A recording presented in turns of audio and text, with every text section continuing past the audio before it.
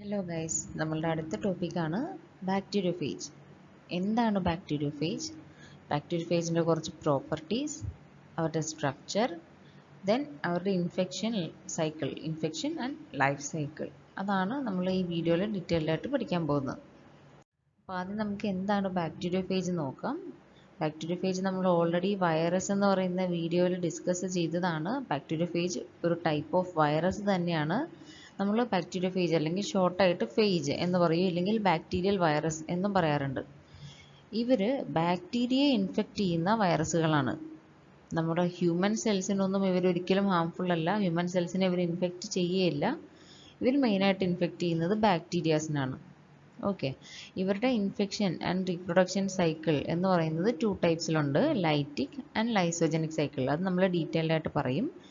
ഇനി നമ്മളൊരു historical concept നോക്കുവാണെങ്കിൽ 1896 ഏർണസ്റ്റ് ഹാൻബറി ഹാക്കിൻസ് എന്ന് പറയുന്ന സയൻറ്റിസ്റ്റാണ് ആദ്യമായിട്ട് ബാക്ടീരിയോഫേജിനെ പറ്റി ഒരു റിപ്പോർട്ട് ചെയ്തത്.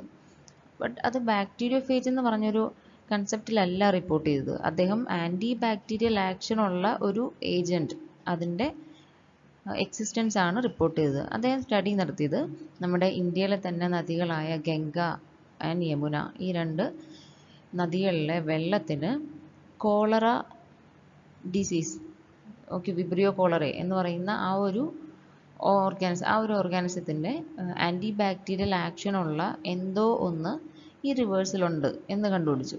അതെന്താണെന്നൊന്നും പറഞ്ഞിട്ടില്ല. ഈ കോളറ വരാതിരിക്കാൻ എന്തോ ഒന്ന് ഈ റിവേഴ്സിലുണ്ടെന്ന് കണ്ടുപിടിച്ചിരുന്നു. അദ്ദേഹം അതിനെ ഫിൽറ്റർ ചെയ്ത് നോക്കി. പോർസിലൈൻ ഫിൽറ്ററിൽ ഫിൽറ്റർ ചെയ്ത് നോക്കിയിട്ട് ഈസി ആയിട്ട് അതിലൂടെ പാസ് ചെയ്യുന്നുണ്ടായിരുന്നു. കാരണം നമ്മൾ ഓൾറെഡി പറഞ്ഞതാണ്, വൈറസസ് എന്ന് പറയുന്നത് വളരെ ചെറിയ സൈസായിട്ടുള്ള, മൈന്യൂട്ടായിട്ടുള്ള സൈസിലുള്ള ഒരു സാധനമാണ്. അപ്പോൾ അത് പോർസിലിൻ ഫിൽറ്റർ എന്ന് പറയുന്ന ഫൈൻ ഫിൽറ്ററാണ്. ഈ ഫൈൻ ഫിൽറ്ററിലൂടെ പോലും ഈസി ആയിട്ട് അത് പാസ് ചെയ്യുകയും ചെയ്തു. അപ്പോൾ ഇതാണ് ഹാങ്കിൻ എന്ന് പറയുന്ന സയൻറ്റിസ്റ്റ് കണ്ടുപിടിച്ചത്. അദ്ദേഹം ഫേജ് എന്നോ എന്നുള്ള ഒരു കൺസെപ്റ്റിനെ പറ്റി പറഞ്ഞിട്ടില്ല. Then later early 1900s British സയൻറ്റിസ്റ്റായ Frederick Twort and French Canadian സയൻറ്റിസ്റ്റായ ഫെലിക്സ് ഡി ഹെർലിഡ് എന്ന് പറയുന്ന ഈ 2 സയൻറ്റിസ്റ്റാണ് ബാക്ടീരിയോഫേജിനെ പറ്റിയ ഒരു കൺസെപ്റ്റ് കൊണ്ടുവന്നത്. അന്ന് നമുക്ക് ഇതുപോലെ ബാക്ടീരിയ ഇൻഫെക്റ്റ് ചെയ്യുന്ന വൈറസ് ഉണ്ട്, അതിൻ്റെ എക്സിസ്റ്റൻസ് ആദ്യമായിട്ട് സ്റ്റഡി ചെയ്തത് ഈ 2 സയൻറ്റിസ്റ്റാണ്. ഇനി നമുക്ക് കോമൺ ആയിട്ടുള്ള കുറച്ച് പ്രോപ്പർട്ടീസ് നോക്കാം. അതിൽ ഇമ്പോർട്ടൻ്റ് ആയിട്ട് വരുന്നതാണ് ഹൈലി സ്പെസിഫിക് ആണെന്നുള്ള ഒരു പ്രോപ്പർട്ടി. ഈ സ്പെസിഫിസിറ്റി ഓഫ് ബാക്ടീരിയോഫേജ് എന്ന് ഉദ്ദേശിക്കുന്നത്, ഇപ്പോൾ ഫേജസ് ബാക്ടീരിയാസിനെ ഇൻഫെക്റ്റ് ചെയ്യുന്നുണ്ടെങ്കിലും നമ്മളൊരു ഫേജിനെ എടുത്താൽ അത് എല്ലാ ബാക്ടീരിയാസിനെയും ഇൻഫെക്റ്റ് ചെയ്യില്ല. അവിടെയാണ് അവർ സ്പെസിഫിക് ആണെന്ന് പറയുന്നത്. ഒരു ബാക്ടീരിയോഫേജ് എടുത്താൽ അത് അതിന് സ്പെസിഫിക് ആയിട്ടുള്ള ഒരു സ്പീഷീസിനെ, അല്ലെങ്കിൽ ഏതെങ്കിലും ആ സ്പീഷീസിലുള്ള ഒരു സ്ട്രെയിനിനെ മാത്രമേ ഇൻഫെക്റ്റ് ചെയ്യുള്ളൂ. അല്ലാതെ റാൻഡമായിട്ട് എല്ലാ ബാക്ടീരിയാസിനെയും ഇവർ ഇൻഫെക്റ്റ് ചെയ്യില്ല. ഇപ്പോൾ ഫേജസ് എന്ന് പറഞ്ഞിട്ടുണ്ടെങ്കിൽ ഫേജസ് തന്നെ 12 ഡിഫറെൻ്റ് ആയിട്ടുള്ള ഗ്രൂപ്പ്സ് ഉണ്ട്, 13 ഫാമിലീസ് ആയിട്ട് ഡിവൈഡ് ചെയ്തിട്ടുണ്ട്. അങ്ങനെ പല ടൈപ്സ് ഉണ്ട്. അപ്പോൾ ആ പല ടൈപ്സിൽ ഓരോന്നും ഓരോ ടൈപ്പ് ഓഫ് ബാക്ടീരിയാസിനെയാണ് ഇൻഫെക്റ്റ് ചെയ്യുന്നത്. ഒന്നെങ്കിൽ ഒരു സ്പീഷീസിനെ ആവാം, അല്ലെങ്കിൽ ആ സ്പീഷീസിൽ വരുന്ന സബ് ഡിവിഷനെയാണ് നമ്മൾ സ്ട്രെയിൻസ് എന്ന് പറയുന്നത്. അപ്പോൾ അതുപോലെ ഏതെങ്കിലും ഒരു സ്ട്രെയിൻസിനെ ആവാം. ഓക്കെ, അതാണ് സ്പെസിഫിസിറ്റി. ദെൻ അവർ മോർഫോളജിക്കലി ഡിഫറെൻറ്റ് ടൈപ്സ് ആണ്. നമ്മൾ സ്ട്രക്ചർ പറയുമ്പോൾ, ഇനി നമ്മൾ പറയാൻ പോകുന്ന സ്ട്രക്ചറാണ്.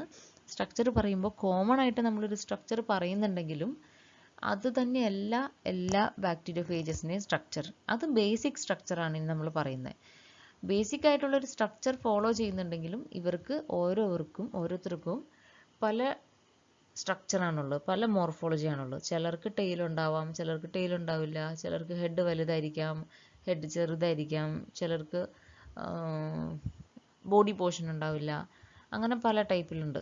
അതും നമുക്ക് ജസ്റ്റ് കുറച്ച് എക്സാമ്പിൾ കാണിച്ചു തരാം. ദെൻ മറ്റൊന്നാണ്, അവർക്ക് നേരത്തെ പറഞ്ഞ പോലെ തന്നെ, മോർഫോളജിക്കലി പറഞ്ഞ പോലെ തന്നെ it's on shape and size ഉണ്ട്. ഓരോന്നിനും, ഓരോ ഫേജസിനും അതിൻ്റേതായ ഷേപ്പും സൈസും ഉണ്ട്. കാര്യം അവരൊരു ഇപ്പോൾ വൈറസ് എന്ന് പറയുന്നത്, ബാക്ടീരിയോഫേജ് ഒരു വൈറസ് ആണല്ലോ. വൈറസ് എന്ന് പറയുന്ന ഒരു ഗ്രൂപ്പ് ഓഫ് മാക്രോ മോളിക്യൂൾസ് മാത്രമാണ് എന്ന് പറയുമെങ്കിലും അവർക്ക് അവരുടെ സ്വന്തമായിട്ടുള്ള ഷേപ്പും സൈസും ഒക്കെ ഉണ്ട്. അങ്ങനെ പല ഷേപ്പിലും പല സൈസിലും ഒന്നും ഒരാളെ നമുക്ക് പലയിടത്ത് കാണാൻ പറ്റില്ല. ഒരു ഫേജിനെ എടുത്താൽ ആ ഫേജിനെ എവിടെ വെച്ചെടുത്തിട്ടുണ്ടെങ്കിലും അവർക്ക് ഒരു ഷേപ്പും ഒരു സൈസ് തന്നെ കാണുള്ളൂ. ദെൻ മറ്റൊന്നെന്ന് പറയുന്നത്, അവരുടെ ഒരു ഡൈവേഴ്സിറ്റിയാണ്. ഇപ്പോൾ ഡൈവേഴ്സിറ്റിയിൽ തന്നെ വരുന്നതാണ്. ഫേജസിൻ്റെ ഡൈവേഴ്സിറ്റി അനുസരിച്ചിട്ട് അത് ഡയറക്റ്റ്ലി റിലേറ്റഡ് ആണ് ബാക്ടീരിയയുടെ ഡൈവേഴ്സിറ്റി വെച്ചിട്ട്. നമുക്ക് എത്ര ഡൈവേഴ്സിറ്റി ഓഫ് ബാക്ടീരിയ ഉണ്ടോ അതുപോലെ തന്നെ ഫേജസിനും ഡൈവേഴ്സിറ്റി ഉണ്ട്. അതിൽ നമ്മൾ പറയുന്നതാണ് നേരത്തെ പറഞ്ഞ പോലെ തന്നെ 12 ഡിസ്റ്റിങ്ക്റ്റ് ഗ്രൂപ്പ് ഓഫ് ഫേജസ് ഉണ്ട്. അതുപോലെ 13 ഡിഫറെൻറ്റ് ഫാമിലീസ് ആയിട്ട് ഡിവൈഡ് ചെയ്തിട്ടുണ്ട്. നമ്മൾ ബാക്ടീരിയ ഫംഗസ് ഒക്കെ ഓരോരോ ഫാമിലീസ് ആയിട്ട് ഡിവൈഡ് ചെയ്യുന്ന പോലെ ബാക്ടീരിയ ഫേജസിനെയും 13 ഫാമിലി ആയിട്ട് ഡിവൈഡ് ചെയ്തിട്ടുണ്ട്. ദെൻ ഈ ഫേജസ് എന്ന് പറയുന്നത് സ്പെഷ്യൽ ആയിട്ടുള്ള സ്ഥലങ്ങളിൽ മാത്രം കാണുന്ന ഒരാളല്ല. അവർ നമുക്ക് കോമൺ ആയിട്ട് നാച്ചുറൽ എൻവയോൺമെൻറ്റിൽ എവിടെ വേണമെങ്കിലും കാണാം. സാധാരണ മണ്ണിൽ കാണാം, നമുക്ക് വാട്ടർഫാളിൽ കാണാം, നല്ല റണ്ണിങ് വാട്ടറിൽ കാണാം, ഇല്ലെങ്കിൽ കെട്ടിക്കിടക്കുന്ന വെള്ളത്തിൽ കാണാം. അങ്ങനെ എവിടെ വേണമെങ്കിലും കാണാം. അങ്ങനെ ഇന്ന സ്ഥലത്തെ കാണുള്ളൂ എന്നൊന്നുമില്ല. അപ്പോൾ ഇതൊക്കെയാണ് കോമൺ ആയിട്ട് വരുന്ന ഒരു പ്രോപ്പർട്ടി എന്ന് പറയുന്നത്. നമുക്ക് സ്ട്രക്ചർ നോക്കാം. ഈ കാണുന്നതാണ് സ്ട്രക്ചർ എന്ന് പറയുന്നത്. ഞാൻ പറഞ്ഞല്ലോ ബേസിക് ആയിട്ടുള്ള ഒരു സ്ട്രക്ചറാണിത്. എല്ലാവർക്കും ഇത് തന്നെയല്ല സ്ട്രക്ചർ.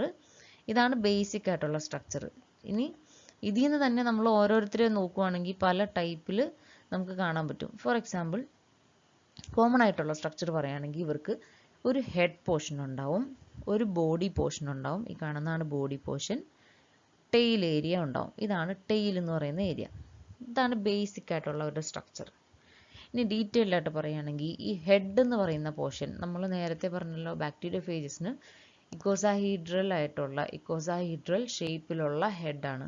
പ്രോട്ടീൻ ക്യാപ്സിഡ് ആണിത്. ക്യാപ്സിഡൊക്കെ നമ്മൾ വൈറസിൽ പഠിച്ചതാണ്. എന്തെങ്കിലും ഡൗട്ട് ഉണ്ടെങ്കിൽ ഒന്നും കൂടെ ആ വീഡിയോ ഒന്ന് കണ്ടു നോക്കിയാൽ മതി. ഓക്കെ, അപ്പോൾ ഇതാണ് ബാക്ടീരിയ ഫേജിൻ്റെ ക്യാപ്സിഡ്. ഈ ക്യാപ്സിഡ് ഇക്കോസാഹീഡ്രൽ ഷേപ്പാണ്. ഈ ക്യാപ്സിഡിൻ്റെ ഉള്ളിലാണ് അവരുടെ ജനറ്റിക് മെറ്റീരിയൽ ഇരിക്കുന്നത്. ഓക്കെ, അപ്പോൾ ഇതാണ് അവരുടെ ഹെഡ് പോർഷൻ.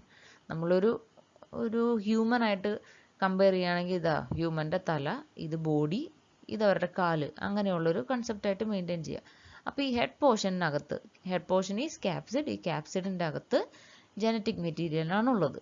ദെൻ ഇതാണ് അവരുടെ ബോഡി പോർഷൻ. ഈ ബോഡി പോർഷൻ എന്ന് പറയുന്നത് ഒരു ഹോളോ ആയിട്ടുള്ള ഒരു സ്ഥലമാണ്. ഇവിടെ മെയിൻ ആയിട്ട് നടക്കുന്നത് ഈ കാണുന്ന ഷീത്ത് എന്ന് പറയുന്നില്ലേ, ഈ ഷീത്താണ്. ഈ കാണുന്ന ഏരിയ ആണ് ഷീത്ത്. ഈ ഷീത്തിനകത്ത് കോർ എന്ന് പറയുന്ന ഒരു ഏരിയ ഉണ്ട്. മീൻസ് അത് ഹോളോ, പൈപ്പ് പോലെ ഹോളോ ആയിട്ടുള്ള ഒരു ഏരിയ ആണ്. ആ ഹോളോ ആയിട്ടുള്ള പൈപ്പ് പോലെയുള്ള ഈ ഷീത്തിനകത്തൂടെയാണ് ഇവരുടെ ജനറ്റിക് മെറ്റീരിയൽ ഇതുവഴി ഈ ഷീത്തിനുള്ളിലൂടെ പുറത്തേക്ക് കൊണ്ടുവരുന്നത്. പുറത്തേക്ക് മീൻസ് നമ്മൾ ഈ ബാക്ടീരിയ ഇൻഫെക്റ്റ് ചെയ്യുന്നത് ഇങ്ങനെയാണ്. ജനറ്റിക് മെറ്റീരിയലിനെ അവരുടെ അകത്തേക്ക് കൊടുക്കുക, അതാണ് ഇൻഫെക്റ്റിംഗ് ബാക്ടീരിയ എന്ന് പറയുന്നത്. അപ്പോൾ ഈ ഷീത്തിനുള്ളിലൂടെയാണ് അവരവരുടെ ജനറ്റിക് മെറ്റീരിയൽ യാതൊരു കേടും വരാതെ ബാക്ടീരിയയുടെ ഉള്ളിലേക്ക് ഇഞ്ചെക്ട് ചെയ്യുന്നത്. ഈ കോളർ എന്ന് പറയുന്ന ഏരിയ ഈ ഹെഡും ഈ ഷീത്ത്, ഈ ബോഡി പാർട്ടും കൂടെ കണക്ട് ചെയ്യുന്ന ഒരു ഏരിയയാണ് കോളർ. ദെൻ ടെയിൽ ഫൈബർ എന്ന് പറയുന്നത് ഈ പോർഷനാണ് ടെയിൽ എന്ന് പറയുന്നത്. ഇതിന് താഴേക്ക് വരുന്ന ഇത്രയും പോർഷനാണ് ടെയിൽ. ഈ ടെയിൽ ഫൈബർ എന്ന് പറഞ്ഞാൽ നമ്മളിപ്പോൾ ഹെലികോപ്റ്ററൊക്കെ എടുക്കുകയാണെങ്കിൽ ഹെലികോപ്റ്ററിനൊക്കെ ലാൻഡ് ചെയ്യാനായിട്ട് അവർക്ക് ഒരു ഇതുണ്ടാവില്ലേ, ഒരു സപ്പോർട്ട് ഉണ്ടാവില്ലേ, അതുപോലെ ഇവർക്കും ലാൻഡ് ചെയ്യാനായിട്ട് എവിടെയാണോ ബാക്ടീരിയൽ സെല്ലിൽ ലാൻഡ് ചെയ്യേണ്ടത് അവിടെ അതാത് റിസപ്റ്റേഴ്സിൽ, ചുമ്മാ അവിടെ ഇവിടെ പോയി ലാൻഡ് ചെയ്യല്ല, ഇവർക്കെല്ലാം അതാത് സ്ഥാനങ്ങളുണ്ട്. നമ്മൾ റിസപ്റ്റേഴ്സ് നോക്കി അവർക്ക് മാച്ചിങ് ആയിട്ടുള്ള സ്ഥലങ്ങളിൽ പോയാണ് അവർ ലാൻഡ് ചെയ്യുക. ആ ലാൻഡിങ്ങിന് എവിടെയെങ്കിലും പറ്റി പിടിച്ചിരിക്കാൻ വേണ്ടിയിട്ട് അവരെ ഹെൽപ്പ് ചെയ്യുന്നത് ഈ കാണുന്ന ടെയിൽ ഫൈബേഴ്സാണ്. ഓക്കെ, നമ്മൾ സാധാരണ നമുക്ക് ചവിട്ടി നിൽക്കണമെങ്കിൽ നമ്മുടെ കാല് വേണ്ടേ, അതുപോലെ ഇവർക്ക് ഒരു സ്ഥലത്ത് ഇങ്ങനെ ഉറച്ച് നിൽക്കാനായിട്ട് ഇവരുടെ ടെയിൽ ഫൈബേഴ്സാണ് യൂസ് ചെയ്യുന്നത്. അതുപോലെ ബേസ് പ്ലേറ്റ്, ഈ കാണുന്നതാണ് ബേസ് പ്ലേറ്റ്. ബേസ് പ്ലേറ്റിൻ്റെ ഫംഗ്ഷൻ എന്താണെന്ന് വെച്ചാൽ ഇങ്ങനെ നമ്മൾ ഒരു സ്ഥലം ഉറപ്പിച്ചു കഴിഞ്ഞതിന് ശേഷം ഈ കാണുന്ന ബേസ് പ്ലേറ്റ് എന്ന് പറയുന്ന ഏരിയയാണ് ഒരു ബാക്ടീരിയയുടെ പുറത്ത് അറ്റാച്ച് ചെയ്യുന്നത്. ഈ കാണുന്നതാണ് സ്പൈൻസ്. ഈ താഴത്തെ 2 പോർഷൻ ഉണ്ടല്ലോ, അതാണ് സ്പൈൻ. നമ്മൾ നേരത്തെ പറഞ്ഞിരുന്നു സ്പൈക്സ് എന്ന് പറഞ്ഞാണ്. ഈ സ്പൈക്സ് യൂസ് ചെയ്തിട്ടാണ് ബാക്ടീരിയയിൽ നമ്മൾ അറ്റാച്ച് ചെയ്യുന്നതെന്ന് പറഞ്ഞിരുന്നു. അപ്പോൾ ഈ ടെയിൽസ് യൂസ് ചെയ്തിട്ട് നമ്മൾ അവിടെ ലാൻഡ് ചെയ്തതിന് ശേഷം ഈ ഒരു പോർഷൻ ബാക്ടീരിയയുടെ മാക്സിമം ക്ലോസ് ആയിട്ട് കൊണ്ടുവരികയും ഈ സ്പൈക്സ് യൂസ് ചെയ്തിട്ട് ബാക്ടീരിയൽ സെല്ലായിട്ട് അറ്റാച്ച് ചെയ്യുകയും ചെയ്യും. ഇത്രയും ചെയ്തതിന് ശേഷമാണ് ഈ DNA ഇതിലൂടെ പാസ് ചെയ്യുന്നത്. ക്ലിയർ ആയോ? ഇതാണ് head, this is body and this area is tail. നമ്മൾ ഈ ഒരു ടെയിൽ ഏരിയ യൂസ് ചെയ്തിട്ടാണ് ബാക്ടീരിയയിൽ ലാൻഡ് ചെയ്യുന്നത്. ബാക്ടീരിയയിൽ ലാൻഡ് ചെയ്തതിന് ശേഷം ഈ ഷീത്ത് എന്ന് പറയുന്ന ഈ ഏരിയയുടെ ഉള്ളിലൂടെയാണ് നമ്മുടെ ജനറ്റിക് മെറ്റീരിയൽ ഈ ബാക്ടീരിയൽ സെല്ലിനകത്തേക്ക് ഇഞ്ചെക്ട് ചെയ്യുന്നത്. ക്ലിയർ ആയല്ലോ അത്രയും? അപ്പോൾ അതാണ് സ്ട്രക്ചർ. ഞാൻ ഓൾറെഡി പറഞ്ഞു നമുക്ക് 13 ഡിഫറെൻറ്റ് ബാക്ടീരിയോഫേജ് ഫാമിലീസ് ഉണ്ടെന്ന്. അപ്പോൾ ഈ കാണുന്നതാണ് 13 ഡിഫറെൻറ്റ് ബാക്ടീരിയോഫേജ് ഫാമിലീസ്. നിങ്ങളൊന്ന് ജസ്റ്റ് നോക്കി വയ്ക്കുക. അപ്പോൾ ബാക്ടീരിയോഫേജിൽ തന്നെ DNA ഫേജസ് ഉണ്ട്, RNA ഫേജസ് ഉണ്ട്, സിംഗിൾ സ്റ്റാൻഡേർഡ് ഉണ്ട്, ഡബിൾ സ്റ്റാൻഡേർഡ് ഉണ്ട്, അങ്ങനെ പല ടൈപ്പ് ഉണ്ട്. അപ്പോൾ ഓരോന്നിനെയും ഇങ്ങനെ ക്ലാസിഫൈ ചെയ്തേക്കാണ് ഓരോരോ ഫാമിലീസിൻ്റെ അണ്ടറിൽ. അതിനുള്ള എക്സാമ്പിൾസ് ആണ് അതിന് നേരെ കൊടുത്തിരിക്കുന്നത്. ഈ P22, P2, T2, ലാംഡ അങ്ങനെയൊക്കെ പറഞ്ഞു കൊടുത്തിരിക്കുന്നത്. ഇത് ഓരോ ഫാമിലിക്കുള്ള എക്സാമ്പിൾസ് ആണ്. അവരുടെ സ്ട്രക്ചേഴ്സ് ആണ് ഈ കൊടുത്തിരിക്കുന്നത്. ഈ സ്ട്രക്ചറൊക്കെ കണ്ടോ? ദാ ഇവിടെ ഹെഡ് ഉണ്ട്, ഷീത്ത് ഉണ്ട്, ബട്ട് ഇവർക്ക് ടെയിലില്ല. അതുപോലെ അതെ ഇവരെയൊക്കെ നോക്കുവാണെങ്കിൽ ഇവർക്ക് ഹെഡ് ഉണ്ട്, പുറത്ത് ടെയിൽ പോലെ അവർക്ക് അറ്റാച്ച്മെൻറ്റിനുള്ള സ്ട്രക്ചേഴ്സ് ഉണ്ട്, പക്ഷേ ഷീത്തില്ല. ഇതാ ഇവരെയൊക്കെ നോക്കുവാണെങ്കിൽ ഇത് ഷീത്ത് മാത്രമേ ഉള്ളൂ, ഇവർക്ക് ഹെഡ് പോർഷൻ അങ്ങനെയൊന്നുമില്ല. അതായത് ഇറഗുലർ ആയിട്ടുള്ളൊരു ഷേപ്പാണ്. അങ്ങനെ പലതും പല ഷേപ്പിൽ പല സൈസിൽ കാണാൻ പറ്റും. അപ്പോൾ ഇവരുടെ മോർഫോളജിക്കലി ആൻഡ് ജനറ്റിക്കലി ഡൈവേഴ്സിറ്റി ഒക്കെ നോക്കിയിട്ടാണ് ഇവരെ 13 ഫാമിലീസ് ആയിട്ട് ഡിവൈഡ് ചെയ്തിട്ടുള്ളത്. അപ്പോൾ ഒന്ന് ജസ്റ്റ് ഒന്ന് നോക്കുക കേട്ടോ. അതുപോലെ ഇനി നമ്മൾ ഇത്രയും നേരം പറഞ്ഞത് സ്ട്രക്ചറും പ്രോപ്പർട്ടീസും ആണ്. ഇനിയാണ് നമ്മൾ പറയുന്നത് എങ്ങനെയാണ് ബാക്ടീരിയോഫേജ് ഒരു ബാക്ടീരിയയെ ഇൻഫെക്റ്റ് ചെയ്യുന്നത്. ഒരു ബാക്ടീരിയൽ സെല്ലിലേക്ക് ഇവരെത്തിപ്പെട്ടാൽ അവരെ എങ്ങനെ ഇൻഫെക്റ്റ് ചെയ്യും, എങ്ങനെ ഇവർ മൾട്ടിപ്ലൈ ചെയ്യും ബാക്ടീരിയൽ സെല്ലിനകത്ത്, ഇതാണ് ഇനി നമ്മൾ നോക്കുന്നത്. നമ്മൾ ഓൾറെഡി പറഞ്ഞു 2 രീതിയിലൂടെയാണ് ഇവരുടെ ഇൻഫെക്ഷനും മൾട്ടിപ്ലിക്കേഷനും നടക്കുന്നത്. ഒന്ന് ലൈറ്റിക് സൈക്കിൾ, മറ്റൊന്ന് ലൈസോജനിക് സൈക്കിൾ. അപ്പോൾ ആദ്യം നമുക്ക് ലൈറ്റിക് സൈക്കിൾ എന്താണെന്ന് നോക്കാം. ഓക്കെ, അപ്പോൾ ലൈറ്റിക് സൈക്കിളിൻ്റെ മെയിൻ ഒരു നമ്മൾ ബ്രീഫായിട്ട് പറയുകയാണെങ്കിൽ ലൈറ്റിക് സൈക്കിളിൽ സംഭവിക്കുന്നത് ബാക്ടീരിയോഫേജ് ഒരു ബാക്ടീരിയയിൽ വന്ന് ഇൻഫെക്റ്റ് ചെയ്യുന്നു, ആ ബാക്ടീരിയയെ ഹൈജാക്ക് ചെയ്യുന്നു. ഹൈജാക്ക് ചെയ്തതിന് ശേഷം ഈ ബാക്ടീരിയ കൊണ്ട് ഇവർക്ക് ആവശ്യമായിട്ടുള്ള സാധനങ്ങളെല്ലാം ഉണ്ടാക്കിക്കുന്നു. അതിനുശേഷം ആവശ്യത്തിനുള്ള സാധനങ്ങളെല്ലാം ആയതിനു ശേഷം ഈ സെല്ലിനെ പൊട്ടിച്ച് ഇവർ പുറത്തേക്ക് വരും. അപ്പം നമ്മൾ സ്റ്റേജസ് ആയിട്ട് പറയുകയാണെങ്കിൽ നമുക്ക് ഫസ്റ്റ് സ്റ്റേജ് എന്ന് പറയുന്ന അറ്റാച്ച്മെൻ്റ് ആണ്. ആദ്യം തന്നെ ഈ ഫേജ് ബാക്ടീരിയൽ സെല്ലിൽ വന്ന് അറ്റാച്ച് ചെയ്യുന്നതാണ് ആദ്യത്തെ സ്റ്റെപ്പ്. അറ്റാച്ച് ചെയ്തതിന് ശേഷം സെക്കൻഡ് സ്റ്റെപ്പ് എൻട്രി ആണ്. എൻട്രി എന്ന് പറയുന്നത് ബാക്ടീരിയോഫേജ് അതിൻ്റെ അകത്തേക്ക് കയറുന്നതല്ല. ബാക്ടീരിയോഫേജ് അറ്റാച്ച് ചെയ്തിട്ട് നമ്മൾ പറഞ്ഞല്ലോ ഷീത്ത് എന്ന് പറഞ്ഞൊരു ഏരിയ ഉണ്ടെന്ന്, ആ ഷീത്തിനകത്തൂടെ അവരുടെ ജനറ്റിക് മെറ്റീരിയൽ ഈ ഇൻഫെക്റ്റ് ചെയ്തിട്ടുള്ള ബാക്ടീരിയൽ സെല്ലിനകത്തേക്ക് ഇഞ്ചെക്റ്റ് ചെയ്യുന്നതാണ് രണ്ടാമത്തെ സ്റ്റെപ്പ്. ദെൻ മൂന്നാമത്തെ സ്റ്റെപ്പാണ് DNA copying and protein synthesis. ഇങ്ങനെ ഇഞ്ചെക്റ്റ് ചെയ്ത DNA അകത്ത് ചെന്നിട്ട് ഇവർക്ക് ആവശ്യമായ എല്ലാ സാധനങ്ങളും ഈ ഇൻഫെക്റ്റഡ് ആയിട്ടുള്ള ബാക്ടീരിയയെ കൊണ്ട് തന്നെ പ്രൊഡ്യൂസ് ചെയ്യും. അവർക്ക് വേണ്ട ക്യാപ്സിഡ് പ്രോട്ടീൻ, അതുപോലെ അവരുടെ ജനറ്റിക് മെറ്റീരിയലിൻ്റെ മൾട്ടിപ്ലിക്കേഷൻ, ഇതെല്ലാം ഈ ഇൻഫെക്റ്റഡ് ആയിട്ടുള്ള ബാക്ടീരിയയുടെ അകത്ത് തന്നെ ചെയ്യിക്കും. അതിനുശേഷം ദെൻ ഫോർത്ത് സ്റ്റെപ്പാണ് assembly of new phage. Assembly എന്ന് പറഞ്ഞാൽ നമ്മൾ നേരത്തെ ഡിസ്കസ് ചെയ്ത പോലെ തന്നെ നമുക്ക് ഒരു ഫോൺ അസംബ്ലി ചെയ്യുക എന്ന് പറഞ്ഞിട്ടുണ്ടെങ്കിൽ അതിൻ്റെ പാർട്സ് എല്ലാം അതാത് സ്ഥലങ്ങളിൽ വെച്ച് അത് ഫുള്ളി വർക്കിംഗ് ആയിട്ടുള്ളൊരു കണ്ടീഷനിലോട്ട് ആക്കുന്നതാണ് അസംബ്ലി ചെയ്യുക എന്ന് പറയുന്നത്. അതുപോലെ തന്നെ ഫേജ് ന്യൂ ഫേജിനെ അസംബ്ലി ചെയ്യുക എന്ന് പറഞ്ഞാൽ ഇപ്പോൾ നമ്മൾ പറഞ്ഞ പോലെ DNA ഉണ്ടാക്കണം. DNA ഓർ RNA അവരുടെ ജനറ്റിക് മെറ്റീരിയൽ കോപ്പി ചെയ്ത് അത് റെഡിയാക്കി വെച്ചിട്ടുണ്ട്. ദെൻ അവരുടെ ക്യാപ്സിഡ് പ്രോട്ടീൻ അതുപോലെ മറ്റ് പാർട്സ് എല്ലാം റെഡിയാണ്. അവരെ അസംബ്ലി ചെയ്യാന്ന് പറഞ്ഞാൽ നമ്മൾ അവരുടേതായ സ്ട്രക്ചറിലേക്ക് അതാത് സ്ഥാനത്ത് അത് എല്ലാം കൊണ്ടുവന്ന് പ്ലേസ് ചെയ്ത് അവർക്ക് അടുത്തയാളെ ഇൻഫെക്റ്റ് ചെയ്യാൻ പറ്റുന്ന ഒരു സ്റ്റേജിലോട്ട് ആക്കിയെടുക്കുക. അതാണ് അസംബ്ലി ചെയ്യുന്ന ഒരു മെത്തേഡ്. ദെൻ അടുത്ത സ്റ്റെപ്പാണ് ലൈസിസ്. അപ്പോൾ ഇത്രയൊക്കെ ഇവരെ കൊണ്ട് ചെയ്യിച്ചിട്ട് ഈ ഇൻഫെക്റ്റഡ് ആയിട്ടുള്ള സെല്ലിനെ കൊണ്ട് ചെയ്യിച്ചതിന് ശേഷം ദെൻ ഇവർ ചെയ്യുന്നത് ഈ അസംബ്ലി ചെയ്ത് ഫുള്ളി ഡെവലപ്ഡ് ആയിട്ടുള്ള ന്യൂ ഫേജ് ഉണ്ടല്ലോ, ഈ ന്യൂ ഫേജിന് പുറത്തേക്ക് ഇറങ്ങാനായിട്ട് ഇവർ ഈ സെല്ലിനെ പൊട്ടിച്ച് കളയും. അതാണ് ലൈസിസ് എന്ന് പറയുന്നത്. അതുകൊണ്ടാണ് ഇതിനെ ലൈറ്റിക് സൈക്കിൾ എന്ന് പറയുന്നത്. കാരണം ഇവർ ഇൻഫെക്റ്റ് ചെയ്ത സെല്ലിനെ അവർ ലാസ്റ്റ് നശിപ്പിച്ച് കളഞ്ഞിട്ടാണ് പോവുക. സെല്ലിനെ ലൈസിസ് കളയാണ് ചെയ്യുക.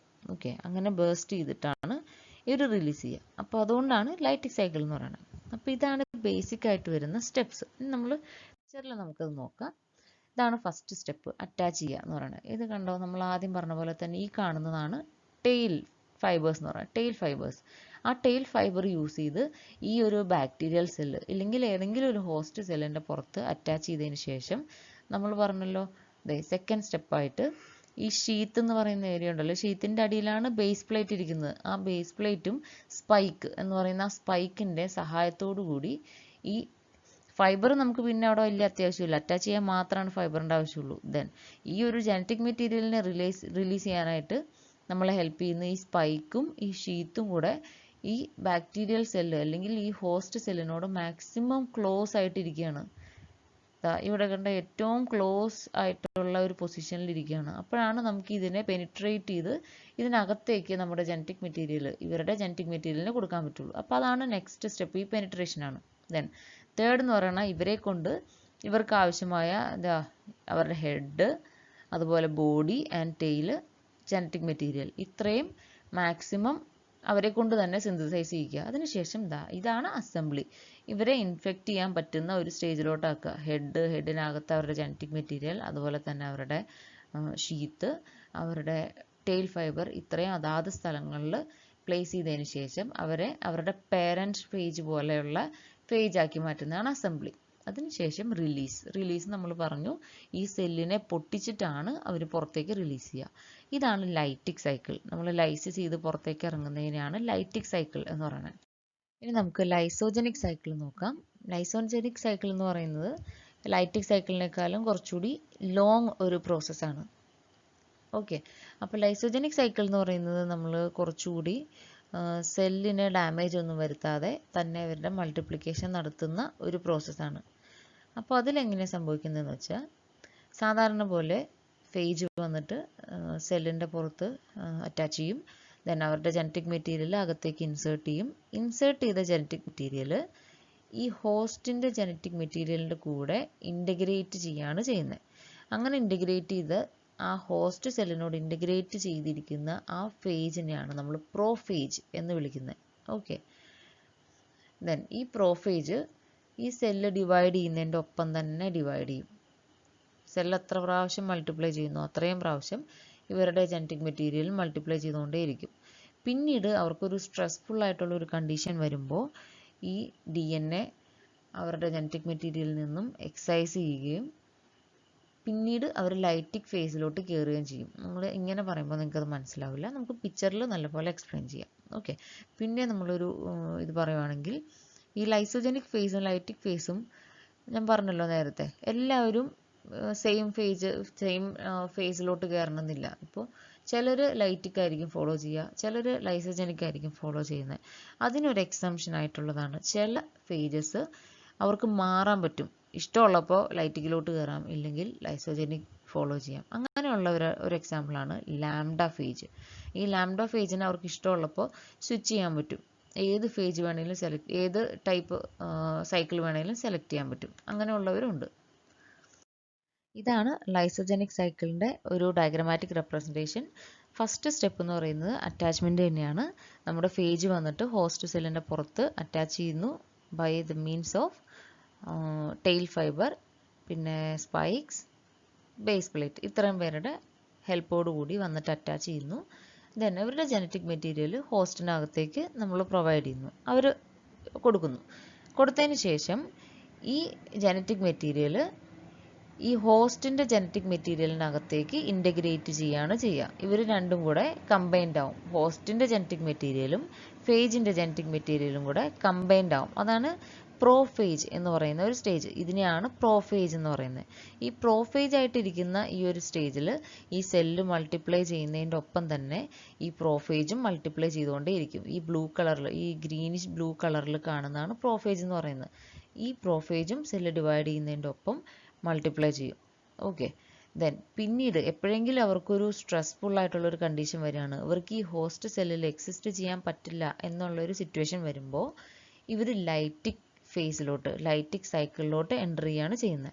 ഓക്കെ, അപ്പോൾ ലൈസോജനിക് സൈക്കിളിൽ നടക്കുമ്പോൾ ഇവർ സെല്ലിന് യാതൊരു ഡാമേജും വരുത്താതെ സെല്ല് ഡിവൈഡ് ചെയ്യുന്നതിൻ്റെ ഒപ്പം ഡിവൈഡ് ചെയ്യുകയാണ് ചെയ്യുക. ബട്ട് എപ്പോഴെങ്കിലും ഒരു സ്ട്രെസ്ഫുൾ ആയിട്ടുള്ളൊരു കണ്ടീഷൻ വരുമ്പോൾ ഇവർ നേരെ ലൈറ്റിക് ഫേസിലോട്ട് കയറും. അതായത് നമ്മൾ ഇൻ്റഗ്രേറ്റഡ് ആയിട്ടിരുന്ന ഈ പ്രോഫേജ് സ്റ്റേജിലിരുന്ന ഈ ഒരാൾ ആ ഇൻ്റഗ്രേഷനിൽ നിന്നും സെപ്പറേറ്റ് ചെയ്യും, എക്സൈസ് ചെയ്ത് വരും. അവർ അവിടെ നിന്ന് സെപ്പറേറ്റ് ചെയ്ത് വരും. ഈ സെപ്പറേറ്റ് ചെയ്തതിന് ശേഷം പിന്നീടെല്ലാം ലൈറ്റിക് ഫേസിൽ നടക്കും പോലെ ഈ സെല്ലിനെ കൊണ്ട് ഇവർക്ക് ആവശ്യമായിട്ടുള്ള കമ്പോണൻസിനെ എല്ലാം പ്രൊഡ്യൂസ് ചെയ്യിക്കുന്നു, അതിനെല്ലാം അസംബിൾ ചെയ്യും. അസംബിൾ ചെയ്തതിന് ശേഷം ഈ സെല്ലിനെ പൊട്ടിച്ച് ഇവർ പുറത്തേക്ക് ഇറങ്ങി വരും. ഓക്കെ, ഇതാണ് അതിൻ്റെ ഒരു ഫൈനൽ എൻഡിങ് വരുന്നത്. ലൈസോജനിക് ഫേസിൽ സ്റ്റാർട്ട് ചെയ്തിട്ട് ലൈറ്റിക് സൈക്കിളിലോട്ട് എൻഡിങ് നടക്കുകയാണ്. അപ്പോൾ ഇതാണ് ലൈറ്റിക് ആൻഡ് ലൈസോജനിക് സൈക്കിൾ. അതിൻ്റെ ഒരു കമ്പാരിസൺ നോക്കുകയാണെങ്കിൽ ലൈറ്റിക് സൈക്കിളിൻ്റെ ഒരു പ്രത്യേകത എന്ന് വെച്ചാൽ നമുക്ക് കുറച്ച് സമയത്ത് കൂടുതൽ ഒരു പ്രൊഡക്ഷൻ എടുക്കാൻ പറ്റും, കുറച്ച് ടൈം മതി. അതുപോലെ തന്നെ ഇവർ ഒരു ഡ്രോബാക്കും ഉണ്ട്, ഇവർ ഹോസ്റ്റ് സെല്ലിനെ കില്ല് ചെയ്യുകയും ചെയ്യും. ബട്ട് ലൈസോജനിക് സൈക്കിളിൽ നമ്മൾ ഹോസ്റ്റ് സെല്ലിനെ കൊല്ലുന്നില്ല, ബട്ട് പിന്നെ നമ്മൾ ലൈസോജനിക് സൈക്കിൾ കുറച്ചുകൂടി ടൈം കൺസ്യൂമിങ് ആണ്. കാര്യം നമുക്ക് കൂടുതൽ പ്രൊഡക്ഷൻ എടുക്കാൻ പറ്റും ലൈസോജനിക് സൈക്കിളിലും, കാരണം ഹോസ്റ്റ് സെല്ലിലുള്ള ഓരോ പ്രോഫേജും ഹോസ്റ്റ് സെല്ലിൻ്റെ ഒപ്പം മൾട്ടിപ്ലൈ ചെയ്തുകൊണ്ടിരിക്കുകയാണ്. എത്രയും സെല്ലുകളെ കൊണ്ട് നമുക്ക് പ്രൊഡ്യൂസ് ചെയ്യിക്കാം.